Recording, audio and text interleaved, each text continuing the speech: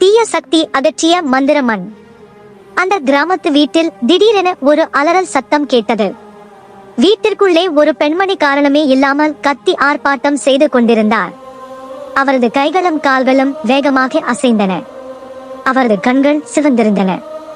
அவரை பிடித்துக் கொள்ள முயன்ற குடும்பத்தினர் அனைவரையும் அவர் வலுவாக தள்ளிவிட்டு வீட்டின் வாசலை நோக்கி ஓடினார். வீட்டில் இருந்த அனைவரும் பயத்தில் உறைந்து போயினர். குடும்பத்தினர் எப்படியோ அவரை மீண்டும் பிடித்துக் கொண்டு வெளியே ஓடிவிடாதபடி தடுத்தனர். அப்போது அந்த பெண்ணின் தாத்தா பதற்றமில்லாமல் வீட்டை விட்டு வெளியே சென்றார். அவர் கோவில் இருக்கும் திசையை நோக்கிச் சென்று தரையில் இருந்த பொன்னிய மண்ணை எடுத்து தனது கையில் பிடித்தபடி, கருப்பசாமியே காப்பாற்று என்று உரத்த குரலில் வேண்டினார். அவர் மனதார பிரார்த்தனை செய்தபோது ஒரு தெய்வீக ஒளி அந்த மண்ணில் இருந்து வெளியேறி அவர் முகம் முழுவதும் பரவியது. தாத்தா அந்த பொன்னிய மண்ணை கொண்டு வந்து பேயால் ஆட்கொள்ளப்பட்ட பெண்ணின் நெற்றியில் வைத்தார்.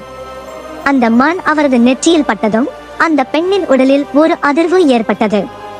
அடுத்த கணமே அந்த பெண்ணின் கண்கள் சாதாரண நிலைக்கு திரும்பின. அவரது அலறல் சத்தம் நின்றது. அவர் அமைதியாக கீழே அமர்ந்தார்.